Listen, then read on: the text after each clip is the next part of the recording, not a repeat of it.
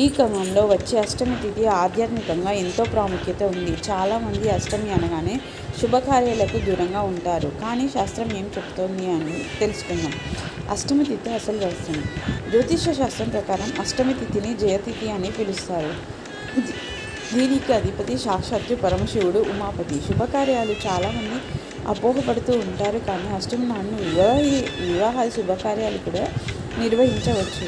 ముఖ్యంగా వివాహ సంబంధమైన అడ్డంకులను తొలగించే ఈ శక్తి ఈ తిథికి ఉంది.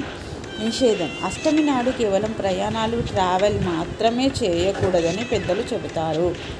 షణ్ణవతి పితృదేవతలకు సంబంధించిన పుణ్యతిథులు అష్టమి ఒకటి. అందుకే ఈరోజు దైవనామస్మరణకు అత్యంత ప్రాధాన్యతను ఇవ్వాలి.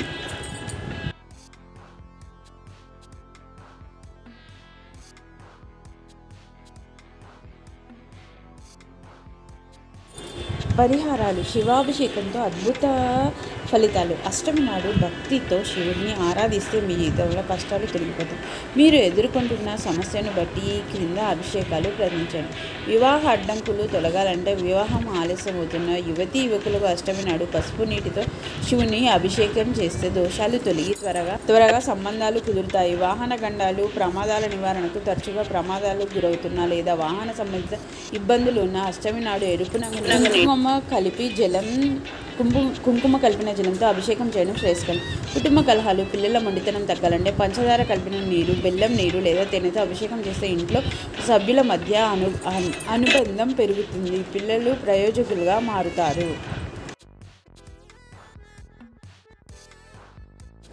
జ్యోతిష్ శాస్త్రం ప్రకారం కృష్ణ పక్ష అష్టమి నుండి శుక్లపక్ష అష్టమి వరకు మధ్యలో అమావాస్య వచ్చే 15 రోజులు రిప్ప అనే దోషం ఉంటుంది. ఈ సమయంలో కొత్త పనులు ప్రారంభించే కంటే దైవచింతనను గడపడం వలన పుణ్యఫలం రెట్టింపు అవుతుంది. మంత్రం ఓం నమ శివాయ లేదా ఓం నమో నారాయణ. ఏ నామానైనా భక్తితో స్మరించండి. నమ్మకంతో చేస్తే ఏ పనైనా ఖచ్చితంగా సత్ఫలితాలను ఇస్తుంది. లోకా సమస్త సుఖినో భవంతు.